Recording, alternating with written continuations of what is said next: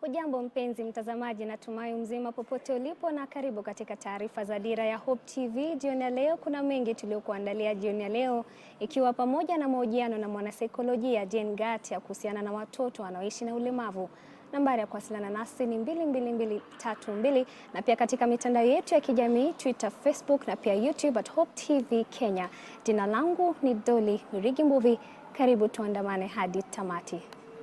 Waziri wa Elimu Machogu amekanusha madai ya udanganyifu katika mitihani ya KCSE mwaka jana baada ya Wakenya kutilia shaka matokeo ya mtihani huu, hasa baada ya shule nyingi kuonekana kupeleka wanafunzi wote vyuo vikuu. Akizungumza wakati wa uzinduzi wa usambazaji wa vitabu vya gredi ya 7 hapa jijini Nairobi, Machogu alitaja madai hayo kwa propaganda ambayo inaenezwa na watu wasio na nia njema kwa mfumo wa elimu nchini. Alifafanua kuwa asilimia ya watahiniwa waliopata alama ya A katika mtihani wa KCSE ya mwaka jana ilikuwa chini kuliko na wale wa mwaka wa 2021, huku akibaini kuwa wizara yake itajitahidi kuhakikisha zaidi ya asilimia 30 ya watahiniwa wanapata alama C+ na zaidi kama ilivyo katika mataifa mengine ulimwenguni.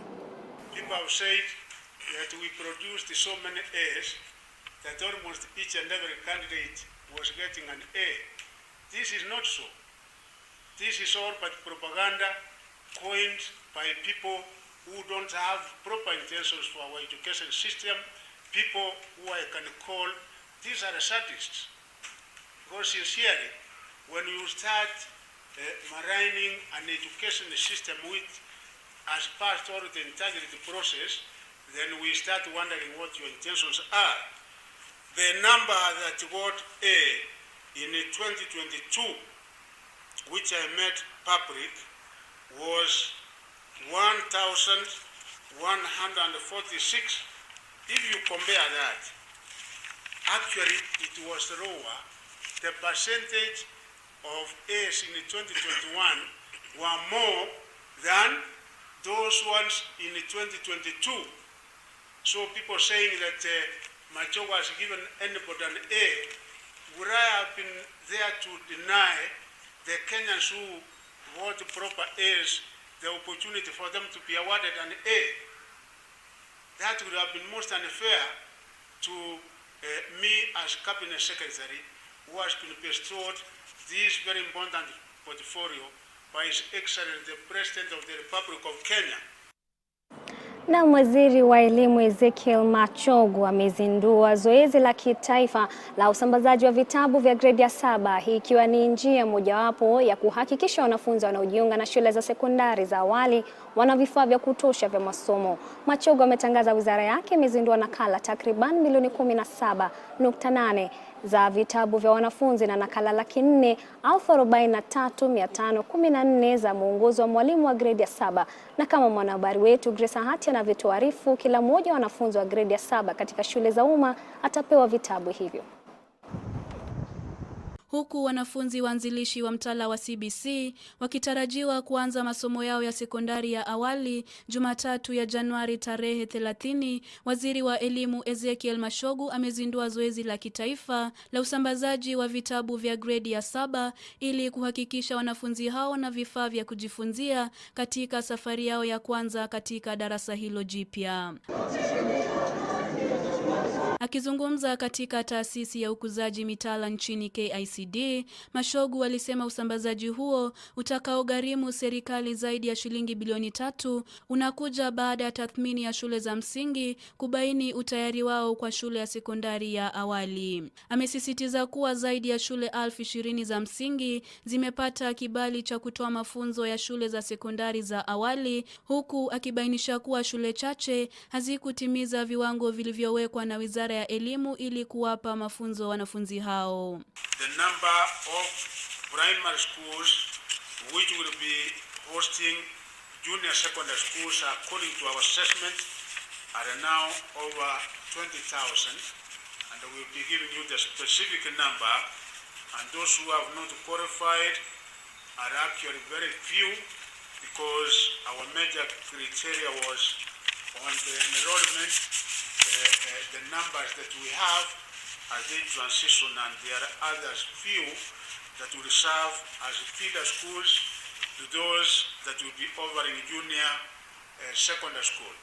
Waziri Mashogu amewataka wazazi walio na wanafunzi wa gredi ya 7 kuhakikisha watoto wao na ripoti shuleni Jumatatu, akiongeza kuwa wizara yake imekuwa ikisambaza vitabu vya CBC kwa wanafunzi kulingana na sera yake ya kuhakikisha kila mmoja wao anapata vitabu na mafunzo bora. I must emphasize that the Ministry of Education has consistently distributed CBC textbooks for runners in the grade 1 to 6 annually to ensure the policy of one book for one learner in every subject is met.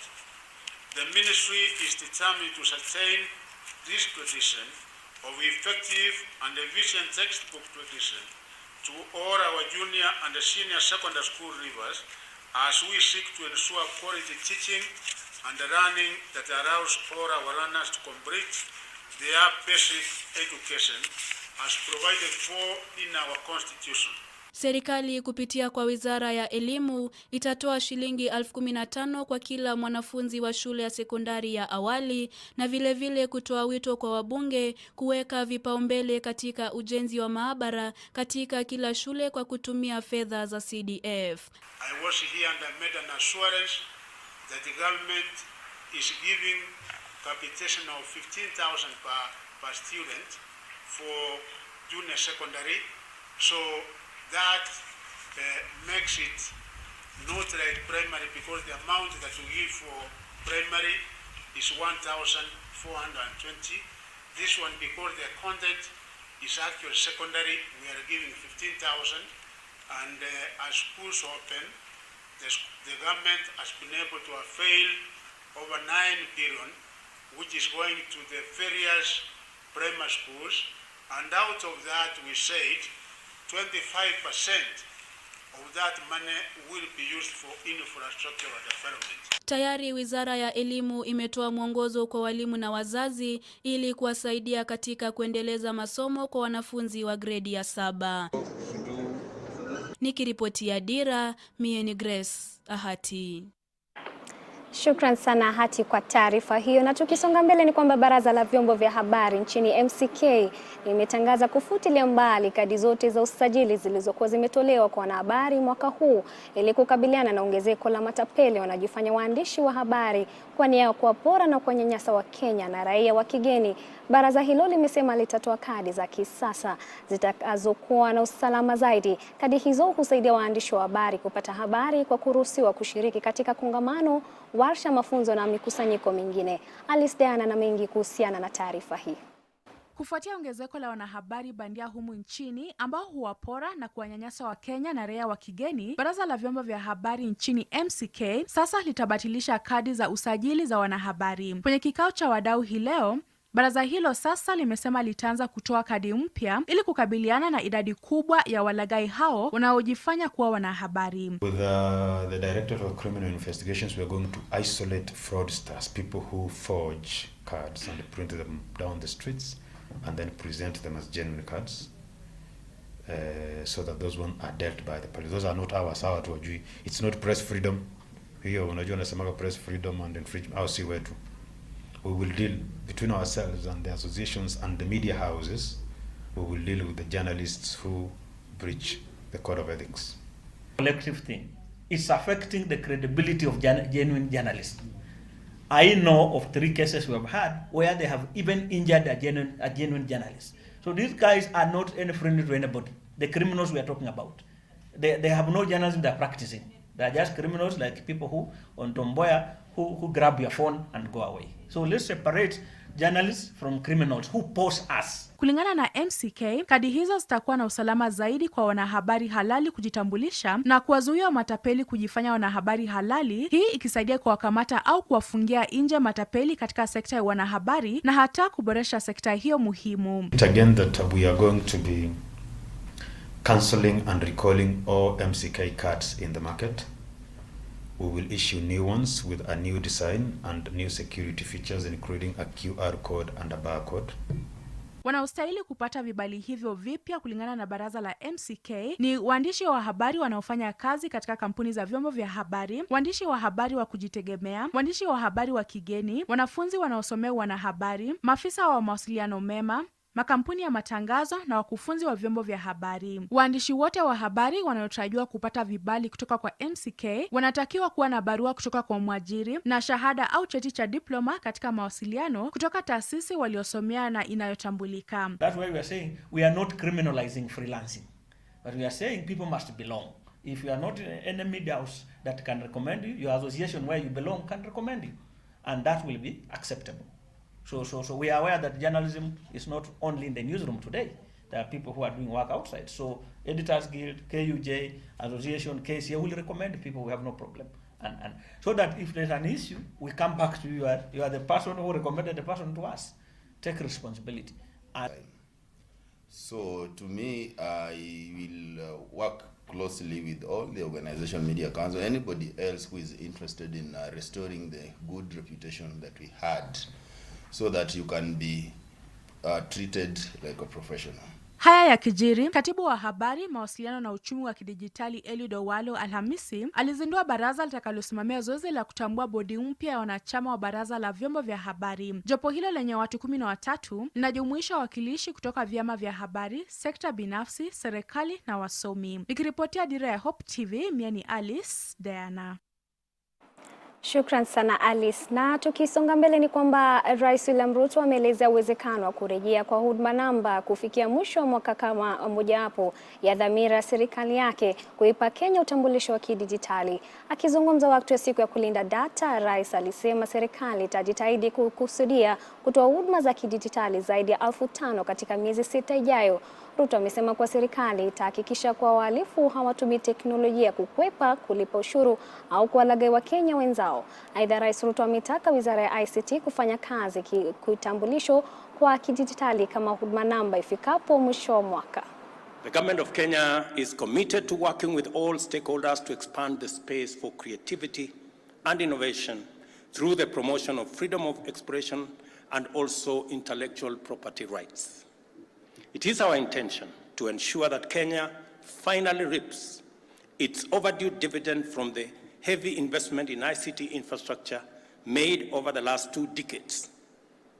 With 6 submarine fiber optic cables offering broadband connectivity, over 9,000 kilometers of terrestrial fiber optic connecting nearly in all county headquarters, geographical broadband coverage of 56%, and mobile broadband penetration of 96%, we are putting finishing touches on the policy and infrastructural framework that will switch on a historic explosion of productivity and competitiveness in our digital economy and in our entire Kenyan economy. I am looking forward to our commitment that in the next 6 months we will have 5,000 government services available on the digital space. And I've also asked the Ministry of ICT to also work on a digital identity so that the big huduma thing that never was, we can finally have as Kenya a digital identity. Na utafiti wa hivi punde kuhusu matumizi ya mtandao wa kijamii umeonyesha kuwa idadi kubwa ya Wakenya wanaamini jumbe zinazochapishwa kwenye mitandao hiyo haijachujwa na kampuni husika za habari. Hata hivyo, Wakenya wanaonekana kuendelea kutegemea runinga kupokea taarifa za habari kwa 71%. Mitandao ya kijamii inayojumuisha Facebook na WhatsApp ikifuata kwa 64%, kisha redio kwa 50%. Ripoti hiyo ilizinduliwa na kampuni ya Council for Responsible Social Media kushirikiana na shirika la utafiti la TIFA. Ilifanyiwa utafiti mwaka jana na kuitaka serikali kuanza kudhibiti kampuni zinazoendesha mitandao ya kijamii ili kupunguza maafa yake, hasa kupitisha jumbe za uongo. We did look at some of the information that is going out there by certain sources. I believe one of the speakers talks about it. This is Amerix and Kibe. They have been, I think there's somebody, one of them who posts content about masculinity, I think every Saturday or once a week. Now the men did mention in the bigger report that some of the messages that come through those 2 channels are inappropriate, and they end up affecting the personalities and their mental state, because the content sometimes is bordering around being very discriminative towards women and also questioning their masculinity. In terms of leadership, also the men also talk about the fact that some of the male leaders and celebrities have been killed by social media or accused of certain things by social media, yet that information is fake. We understand the traditional and the intricacies and the nuances of the traditional work in these spaces. So that when you talk about the labeling and all that, those are issues that we've been grappling with. We've worked with communities that are affected by violent extremism. I've done that. That's part of my work.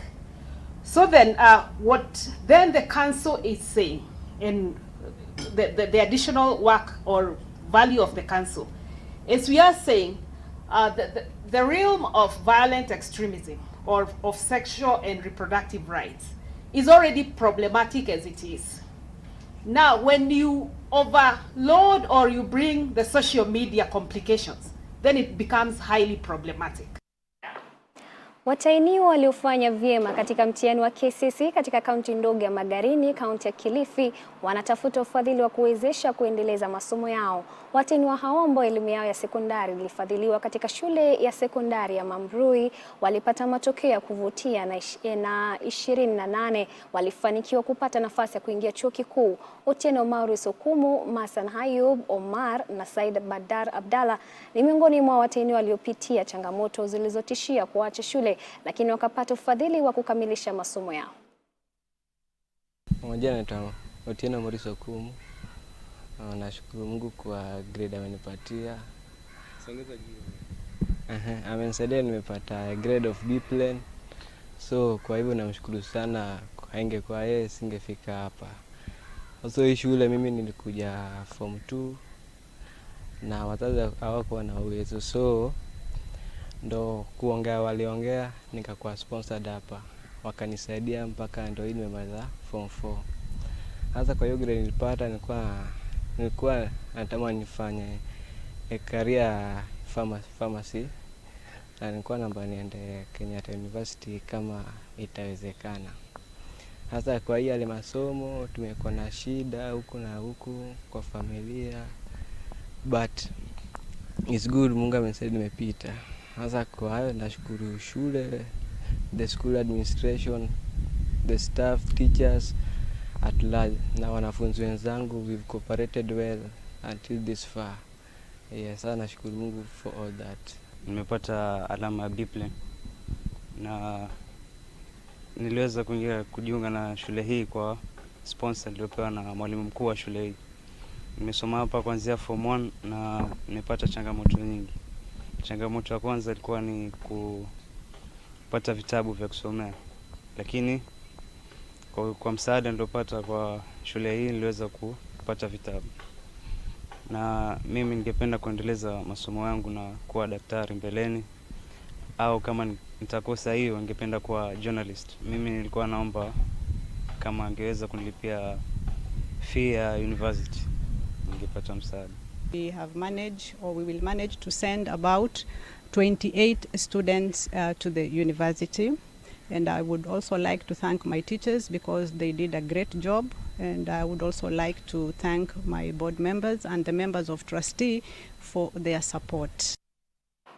Na sasa tuelekee kule kaunti ya Mombasa ambapo naibu gavana wa kaunti hiyo Francis Thoya ametoa changamoto kwa wakazi kujihusisha na usimamizi wa taka katika kaunti hiyo.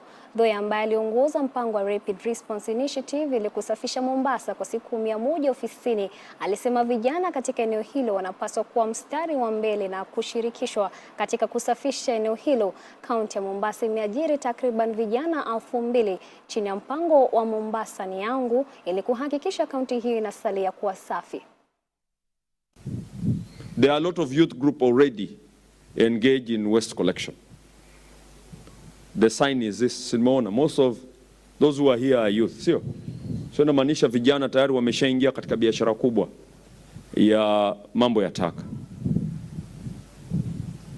Itakapokuja mtambo huu wa kurecycle, I want hawa vijana ndio wawe watapata nafasi ya kwanza kuplug into this. Hata hii story ya unemployment tutaondoa, sio? If we remove the story of unemployment, insecurity pia itaondoka, sio?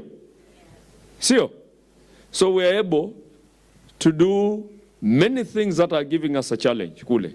Security, mambo ya usafi tutakuwa tumetatua, mambo ya pesa na income tutakuwa tumetatua, sio? So yangu si mengi, yangu tu nimekuja kuhakikishia kwamba tutatembea pamoja, tutakuwa pamoja katika hii safari na najua tutakuwa washindi. Ni jukumu letu sote. It is our responsibility to make Mombasa clean. All of us. As government will do our part, but we expect the citizens also will do our part. Na tukisalia maeneo ya Pwani ni kwamba wazee kutoka jamii ya Mijikenda wamewataka viongozi wateule kutoka mkoa wa Pwani kuwapa heshima, kwani kupitia baraka zao wameweza kushika nyadhifa tofauti za uongozi katika ngazi ya kaunti na kitaifa. Wazee hao walisema wameanzisha mpango wa kutetea haki zao na zile za wanapwani ili kufikia mamlaka tofauti za serikali ikiwemo Rais William Ruto ili kusukuma ajenda ya maendeleo ya eneo hilo. Kwa miongo mingi wazee wa Kimijikenda wanadai wametumiwa vibaya na wanasiasa baada ya kupata vyeo. Sisi tutaendelea kuja kwenu kuwaomba muwajibike. Muanze kwanza, number 1, muanze kurespect viongozi wetu. Muanze kuwapatia heshima wazee wa kaya, manake hawa ndio wametuleta mpaka tumefika hapa. Kila region ya Kenya nzima, si wa Jaluo, si wa Kikuyu, si wa Kamba, si wa Kalenjin, wako na Council of Elders. Lakini ukifika Pwani unasikia kama ni watu mmoja mmoja anaenda kwa rais. Mimi nitaenda kwa rais kusema hivi, nitaenda kwa rais kusema hivyo. Hakuna mtu ataenda kwa rais bila hawa wazee ambao wako hapa, ambao leo wameinuka wakasema kwa sisi ndio tutaenda kwa rais. Hatutaki mtu yoyote asimame asema na tutetea sisi kama Mijikenda. Sisi wenyewe tuko tutajitetea. Na kuna watu wengine ambao wanatufuata sisi Mijikenda akitutenganisha na serikali, kutupiga vita. Sisi tunataka mwelekeo, wenzetu wote wameendelea. Sisi kazi yetu sana kubwa ni kutengwa na serikali. Kwa hivyo sisi tunataka serikali itusimamie kidete. Sisi wa Mijikenda tunakosa uongozi bora.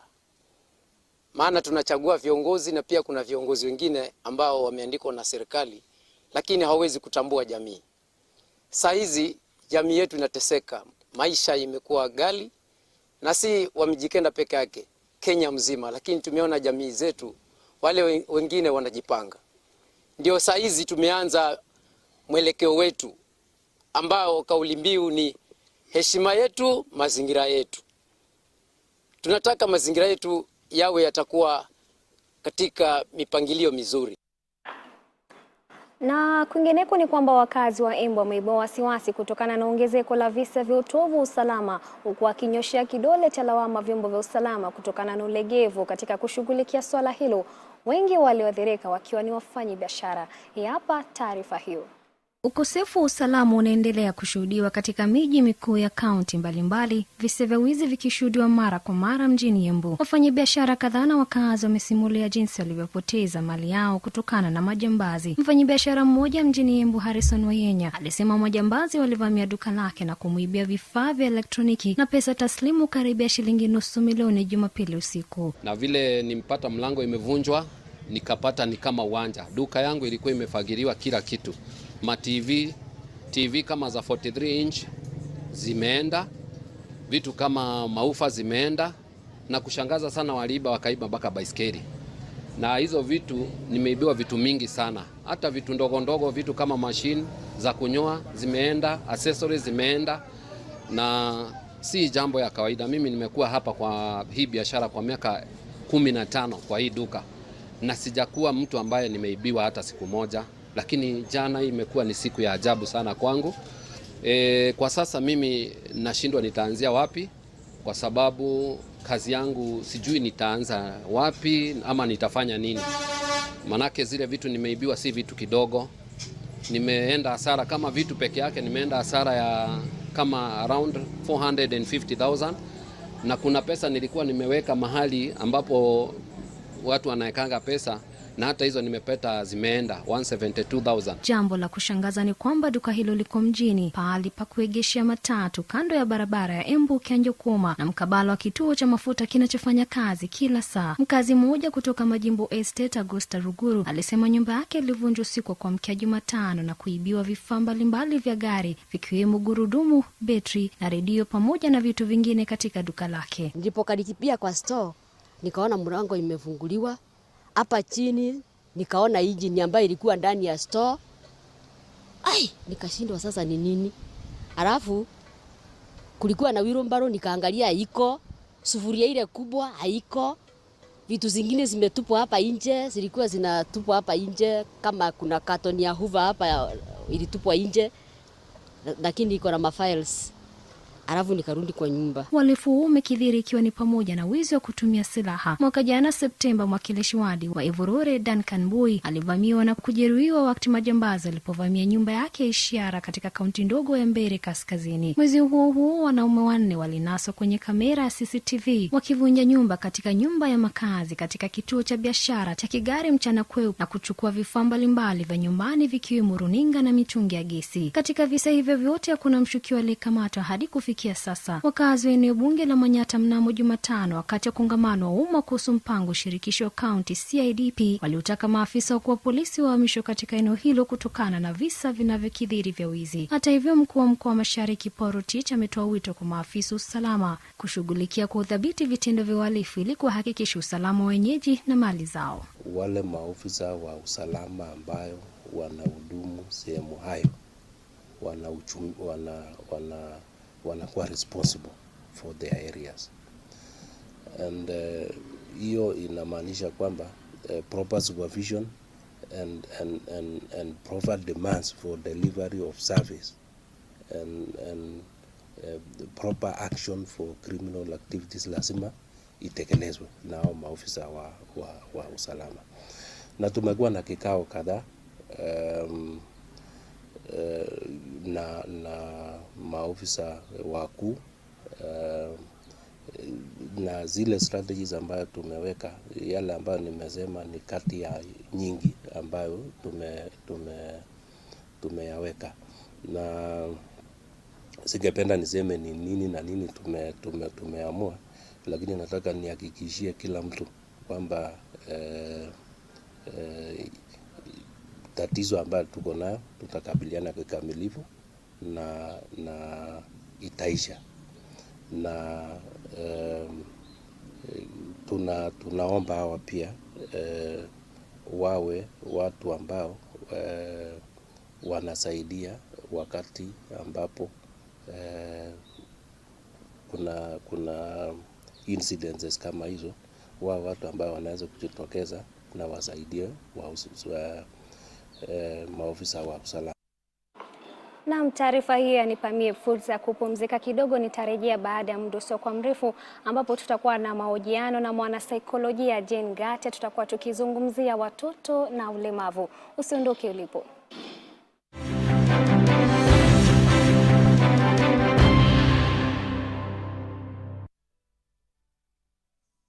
The Rough goes live. This Saturday, watch the first group of graduates from the Diamond Academy take on the stage before a live audience. The singers, dancers, and spoken word artists must bring their A game, as only a select few can proceed on to the next round. Who will it be? Tune in only on Hope TV this Saturday at 7:30 p.m. to find out. The Rough, identifying talent, inspiring passion. Hope TV is now available on GoTV Channel 103, Zuku Channel 873, Signet Channel 817, and StarTimes Channel 026. Enjoy our uplifting content and family-friendly programming anytime.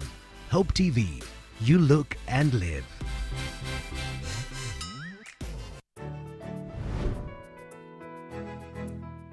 Ensuring good health and promoting well-being of all people is important in building a prosperous society. On Health Check, you get informed and empowered on various medical conditions, their treatment and preventive measures. When you ignore gum disease, then the same tooth will start to appear slightly longer.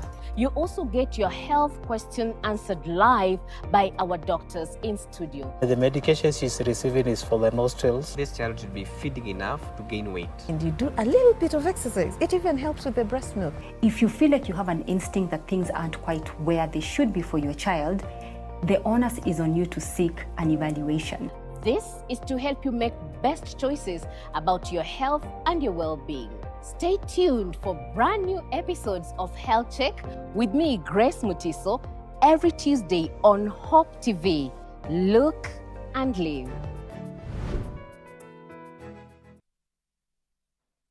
Naam, karibu tena mtazamaji katika mahojiano yetu ambayo tunazungumzia watoto walio na ulemavu, ambapo mtazamaji, ukijua kwamba kila mzazi ana ndoto ya kujifungua mtoto mwenye afya na baada ya miezi 9 ya ujauzito, na hii ni hasa kwa sababu ya ubaguzi na unyanyapaa ambapo jamii wanatekeleza ama wanaonyesha wale wazazi. Na mtazamaji, wakati Elizabeth alipojifungua watoto wake, hakujua kwamba safari ya kujitolea kwake katika malezi ya kila siku kwa watoto wake imeanza. Elizabeth Waume ni mama wa watoto wawili ambao mmoja wake anauguza cerebral palsy, yani kupooza kwa ubongo, naye mwingine anauguza Down syndrome. Safari hii kwake Elizabeth sio rahisi. Majukumu yote kwa mara nyingi yanamzidia yeye. Hebu tutazame hiyo taarifa. Hadassah she's at a turn 4 years in February 2nd. Na amekuwa anaishi na Down syndrome.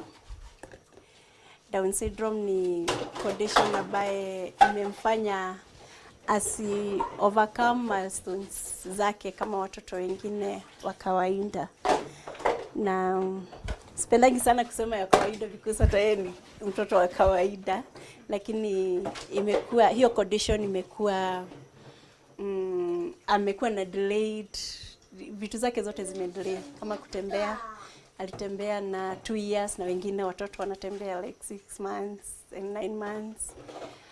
Alafu pia kuongea, hajapata kuongea. Saizi dia ameanza kusema mom, come, no. Pia amekuwa na challenges mingi sana akigrow mpaka hapo amefikisha, because amekuwa immunity yake inakuanga kila wakati iko chini sana. Lazima ikae ikiboostiwa. Saa zingine tunaenda hospitali, anawekwa kwa supplements. Kama saizi amewekwa kwa vitamin C for the next 3 months.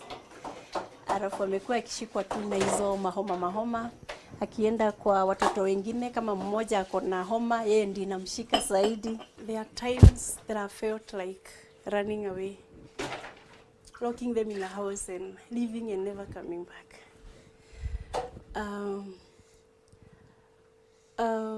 Maisha yangu imekuwa ni kama ni mimi mlemavu, and many of the times I feel like I have become a victim of their conditions, because siishi maisha yangu tena, ninaishi maisha ya watu watatu. Like ni watu wenye hawatakuambia kitu ya maana. Hata ukiwauliza kitu, hakuna kitu anakuambia ina make sense. Hata ukiacha, tuseme umeacha kama kikombe hapa, it is either uikute hapo ama ukute imevunjwa. So lazima uwafikirie wamekasirika kwa nini. Ndio wamekuja wamekasirika, ni kwa nini wamekasirika, lazima ufikirie. Na mtazamaji, mweza kuyasikia hayo kutoka kwa Elizabeth Wanjoi ambaye ana watoto wawili ambao wana ulemavu, wanaishi na ulemavu. Lakini kwa sasa siko peke yangu, bali nina mwanasaikolojia ambaye anafahamika kama Jane Ngati, ili tuweze kujua mawili matatu kuhusiana na wale watoto ambao wanaishi na ulemavu. Na mpi Jane, karibu katika Dira ya Hope TV na ujisikie uko nyumbani.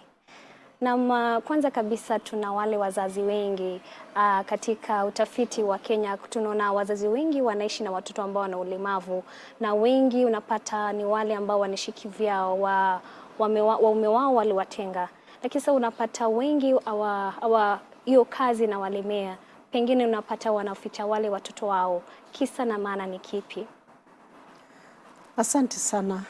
Kwanza natoa shukurani kwa kunialika hapa, ndipo tujadiliane haya mambo na tuelewane na watu waweze kuelewa zaidi. Ni kweli kila jamii kukiwa na mtoto mwenye ako na ulemavu kunakuwa na shida. Shida ya kwanza ni kutoelewa ni nini mtoto amepata. Yaani hii shida imetokana na nini?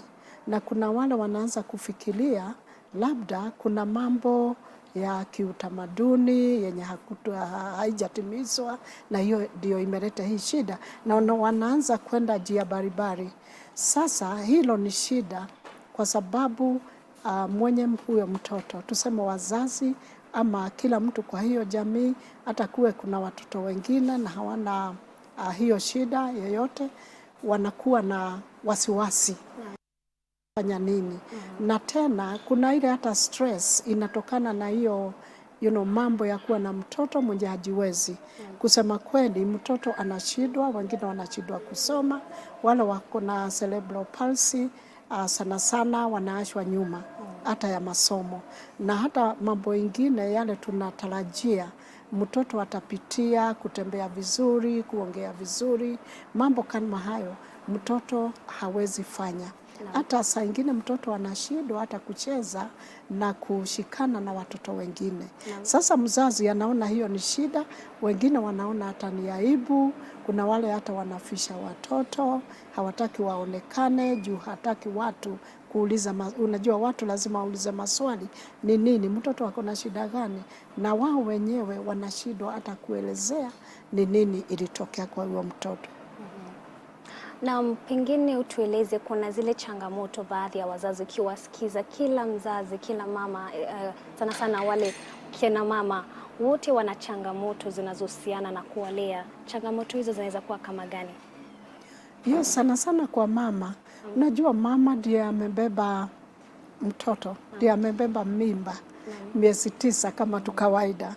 Na alikuwa na nia atapata mtoto, atakuwa vizuri kama vile watoto wengine. Hata ikiwa ni mtoto tu wa kwanza, anatarajia juu ashaona watoto wengine vile wanakuwa. Kwa hivyo anakuwa na changamoto ya kwanza ni kushindwa, sasa niende wapi, nifanye nini? Na mama ndiye anakuwa na ile mzigo zaidi juu yeye ndiye anakuwa na huyo mtoto. Na mama saa ingine hata anashindwa kufanya kazi zingine, kuhusiana hata na watu wengine. Unajua kina mama wanapenda kuhusiana, kutembea na watoto, mahali wamealikwa, tuseme kama hata birthday party hivi, anashindwa.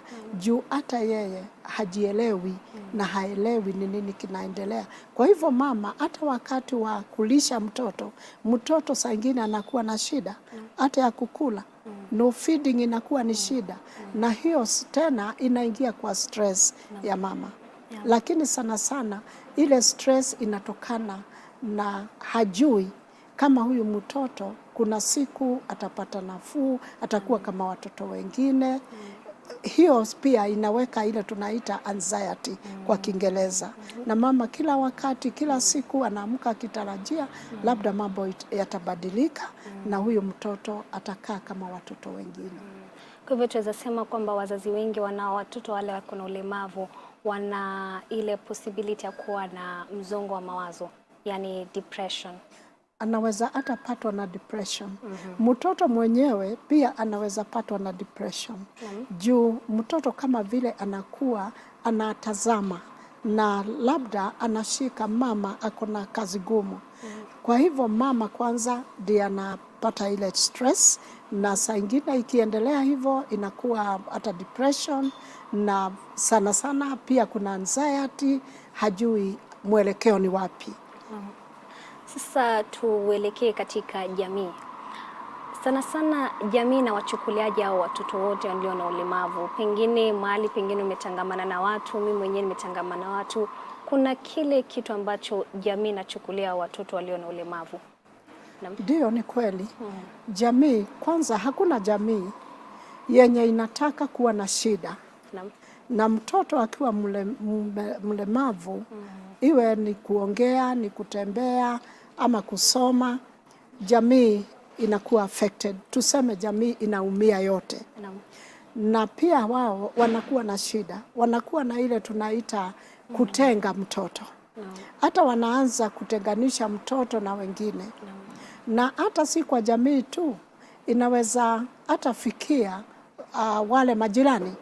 Na majirani wanaona si vizuri mtoto wao akishanganywa na huyu mwenye ako na ulemavu.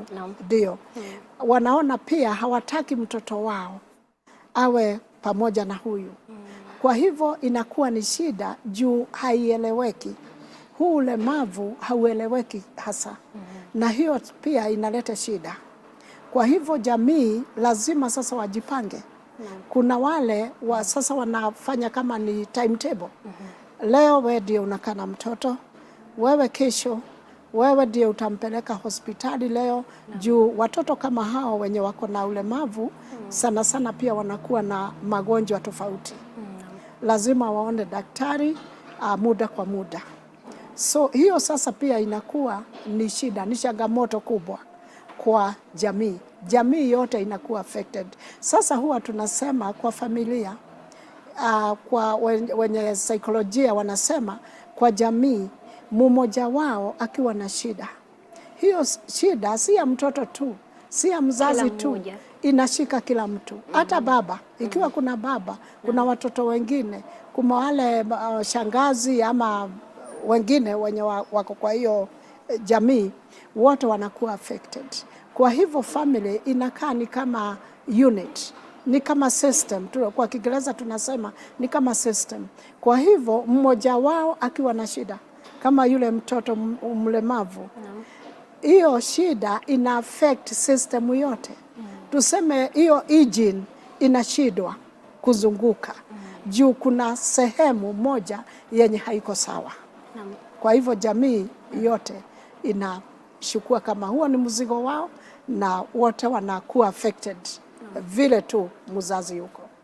Na tukiangalia katika familia nyingi, changamoto kubwa zaidi ni gharama ya kuwalea, ikifika kumeza tembe ama pia kuona daktari ama pia kuenda katika zile shughuli kama za therapy.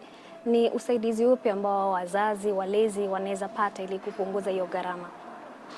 Yes, gharama ni kweli iko.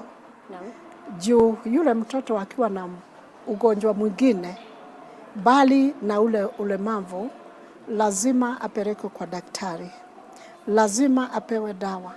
Na sasa huyo juu ni mtoto, familia inatakikana wao wenyewe kwanza wajipange kabla wapate usaidizi kutoka kwingine. Lazima wao wenyewe wajipange. Ikiwa ni hiyo wanaweza kugharamia. Ikiwa ako na uwezo wa kununua hizo madawa, wao wenyewe wajipange na waone huyo mtoto ametimiza vile daktari amesema. Ikiwa ni kumeza tembe, mtoto apatiwe ile tembe ameze. Na tena kuelezea mtoto sababu anakunywa dawa. Juu kama mtoto anakuwa, saa ingine anasema nimekunywa hii dawa tangu nilipokuwa mdogo. Mbona nakunywa dawa? Watoto wengine hawatumii dawa.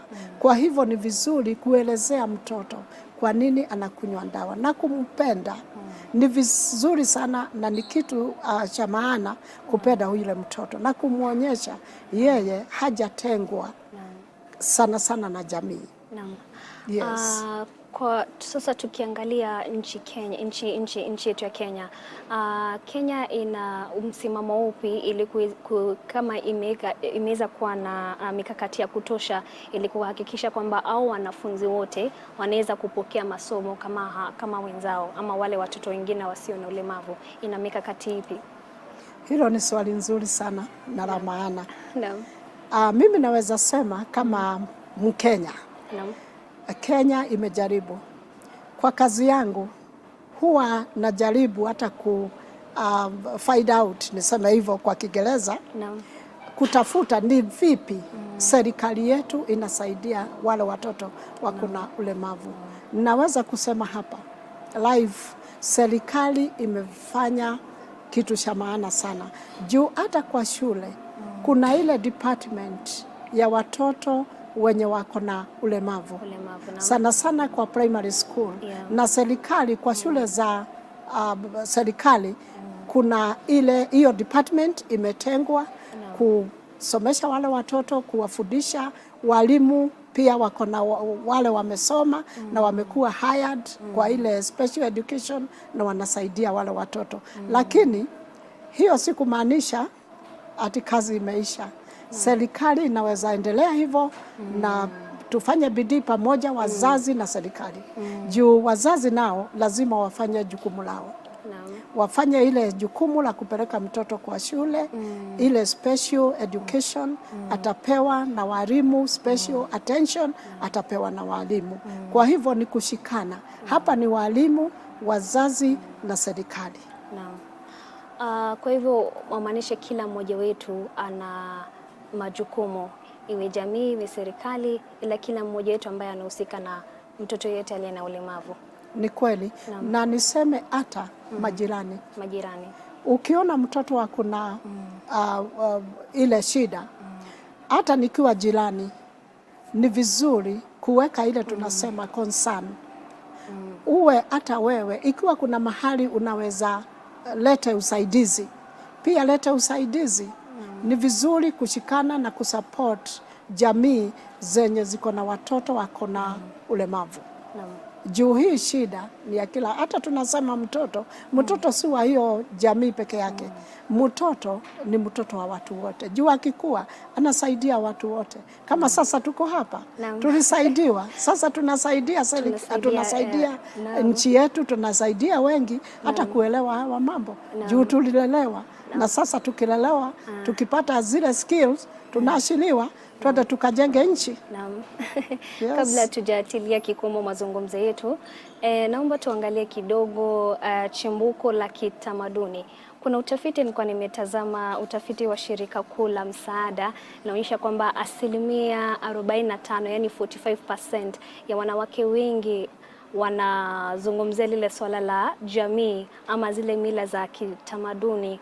Mahali kokote wanakotoka wanashinikizwa kuwaua watoto wao. Kisa na maana ni gani? Kwa nini mila na desturi za jamii tofauti ni tofauti? Wengine wanaambiwa wakubali, wengine waambiwa waue. Na hapo ni muhimu sana kuelewa. Utamaduni unachangia sana pakubwa. Sana sana tukileta mambo ya ulemavu. Kuna wale wanaamini kwa utamaduni wao ya kwamba mtoto akizaliwa na ulemavu, huyo mtoto inafaa auawe ama ateganishwe ama wamtese kiasi ndipo hata hataishi vizuri. Sasa hiyo ni belief ya utamaduni yenye haifai. Juu binadamu ni binadamu. Na yale mambo ya ulemavu inakuwa complicated sana. Saa ingine hata si rahisi kuelewa ni nini kikatokea ndipo mtoto akazaliwa hivi. Mambo ingine inaweza kuwa hata ni genetic, hata ni mambo ya genes. Na hiyo si makosa ya mama, wala si makosa ya baba. Kwa hivyo ni vizuri watu wakielewa ulemavu si mtu amejiletea mwenyewe. Na hakuna mtu angependa mtoto awe mlemavu. Hasa hata akikuwa hivyo, angaliwe vizuri. Ni vizuri kuangalia hapo na tusiue mtu. Juu binadamu ni Mungu amewaumba. Na Mungu ndiye analete ile sustenance. Ndiye anajua huyu atakuwa nini. Kuna wengine hata wanazaliwa na hiyo ulemavu hata wakusoma, lakini kwa kuongea ni wazuri sana. Na ndipo hata serikali ikaweka hiyo department ya watoto wenye wako special. Na wenye hawezi soma the same pace na wale watoto wa kawaida. Yes. Naomba kidogo nisome jumbe 2 au 3 kutoka nambari yetu ya kuwasiliana 22232. Kuna mmoja hapa anaitwa Mark Musasia. Anasema changamoto kubwa ni kwamba anasema kwamba wale watoto ni maumbile, ila jamii wanachukulia yakiwa ni laana kwa hiyo familia. Kwa hivyo hata wakati nilipokuwa na mhoji yule mwanadada anaitwa Elizabeth, alikuwa anasema kwamba jamaa yake kwamba inaona kama pengine kuna kosa aliwaifanya hapo mbeleni, ndiposa akajalia watoto walio na ulemavu. Kisa na maana ninapata kwamba wengi tamaduni kuna kitu ambacho hakieleweki. Na ni vizuri watu wakielewa kama sasa tunaongea. Najua, naamini kuna mtu atashika kitu. Na ukipata mahojiano kama haya yenye umepata nafasi ya kuelewa, ni vizuri kuelezea huyo mwingine. Juu mambo ingine tunafanya juu hatuelewi. Hata kwa utamaduni kuna mambo mengi sana juu watu wanafanya hawaelewi, lakini juu hawaelewi wanachukua hayo mambo ni kama laana. Lakini si laana na si tabu. Tunatakikana tutoke kwa haya mambo na tuanze kuona binadamu ni binadamu. Kwanza ni binadamu, awe na ulemavu au la, ni binadamu na Mungu ndiye amewaumba. Na ni vizuri hata kwa utamaduni, hayo ndio mambo tunataka tuwashilie bali na tusonge na yale mambo, itatusaidia. Juu hata tukiua huyo mtoto, faida ni gani? Na kuna uwezekano mzazi anaweza ua mtoto juu ya utamaduni akifikiria ni laani, alafu anapata mwingine na mwingine juu kuna uwezekano ikiwa ile mambo iko kwa genes ama kwa genetic material ama chromosomes vile wa sayansi inatuambia, sasa hiyo itakuwa hakuna faida. Kwa hivyo tutunze mtoto. Vile tumepewa mtoto ni zawadi. Vile tumepewa tumutunze na tumulee vizuri vyema, na tuseme hii ni kazi, ni kitendo ya Mungu. Mungu mwenyewe ataelewa. Na sasa kabla tujatilia kikomo mazungumzo yetu, naomba uiangalie ile kamera kwamba uzungumze na jamii. Ujumbe wako kwa jamii ni upi? Jamii ya Kenya, wa Kenya mwenzangu na jamii wa kutoka kwingine, juu tuko international, mimi nataka kusema ukipata mtoto kwanza umuone kama ni zawadi kutoka kwa Mungu. Ukipata mtoto, awe mzima, awe ni mlemavu, tunza mtoto wako. Mpende, muonyeshe upendo, mpeleke shule, usimufishe na wala usipate aibu. Peleka mtoto shule, tembea na yeye, mpeleke mahali mnaenda kanisa ama worship place, na uende na ukialikwa harusi na birthday party. Peleka mtoto wako pia, mpangie birthday party, msherehekee juu ni mtoto na mtoto ni zawadi. Na tupendane, jamii pamoja tutaweza, na Kenya itaendelea, itasonga mbele. Na huyo hapo amekuwa ni Jane Ngatia, mwanasaikolojia ambaye tumekuwa tukizungumzia mawili matatu kuhusiana na wale watoto nyumbani walio na ulemavu. Natumai kwamba mzazi yote kule nje ameweza kujua mawili matatu jinsi ya kuishi na wale watoto. Na mtazamaji, taarifa hii tutakuwa tukikupakulia kwa kina kuhusiana na magonjwa tofauti na pia changamoto ambazo wazazi kule nje wanapitia kuhusiana na kuishi na wale watoto walio na ulemavu, na pia usaidizi ambao wanaweza kupata. Kutoka kwangu mimi Dolly Mbuvi, na kutakia wikendi njema yenye heri na fanaka hadi wakati mwingine panapo majaliwa.